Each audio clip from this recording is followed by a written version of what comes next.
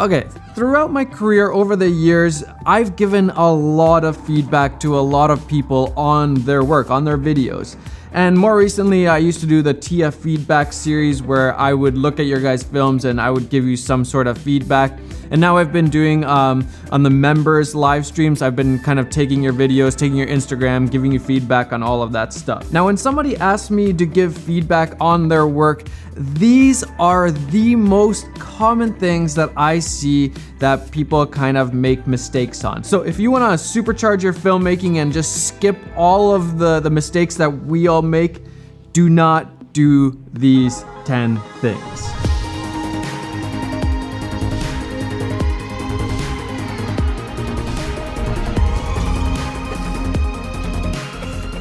Number one, by far the most common mistake that I see everybody when they're starting out make is filming in 30 frames per second. Or even worse, 50 or 60 frames per second. I get it, I've done it myself. You think, well, the more frame rates, the better, right? Wrong, you wanna stick to 24 frames per second. This is the most cinematic look there is. And a lot of you might not even realize that there's a difference in the look between 24 frames per second, 30, 50, and 60. And all the gamers, again, are gonna get angry. I understand for gaming, it helps to have more frame rates. But when we're talking about look, when we're talking about the quality of the image, when you're trying to make something really cinematic, stick to 24 frames per second. I cannot stress this more. 24.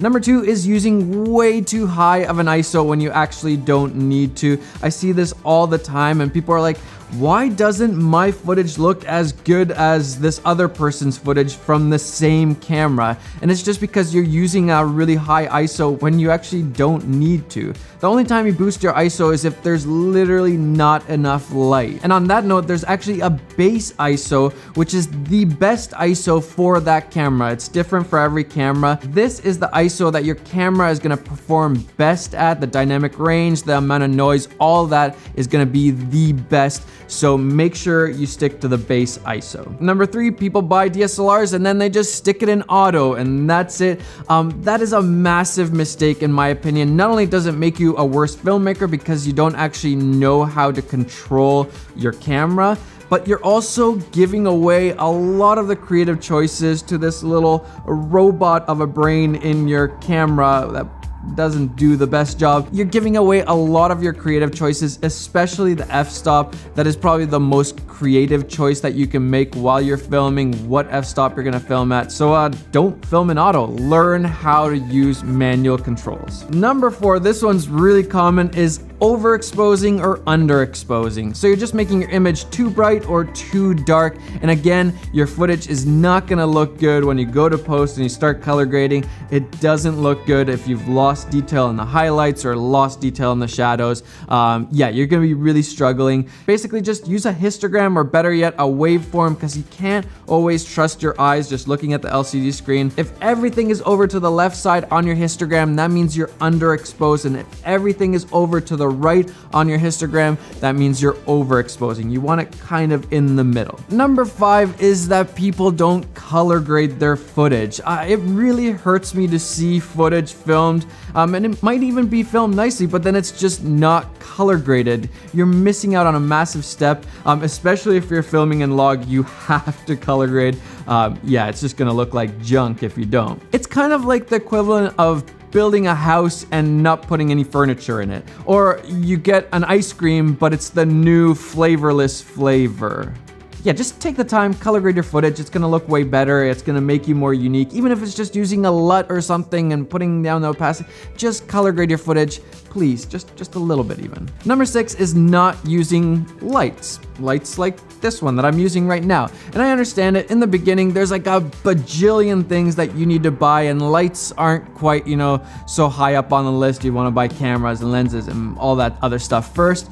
So I understand that, but at least use natural light. There's always some sort of light source around you that you can use, whether it's a window or just a light in your house. Basically just look around in your room or in your setting and find out what's the brightest thing there and then just use that. That's your light.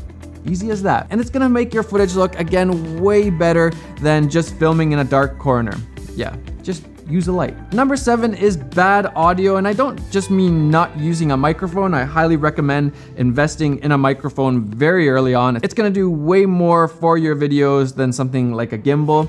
But really what I mean is the audio is like peaking or it's way too low. Basically, where you want your audio is about minus 12 decibels. That's where you kind of want the audio to be hitting. You don't want to hit red.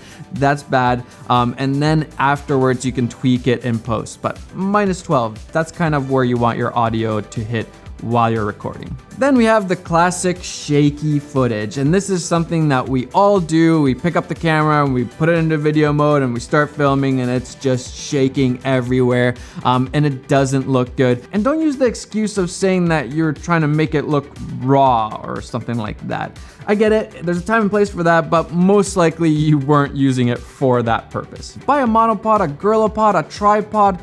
Is there a quadrupod?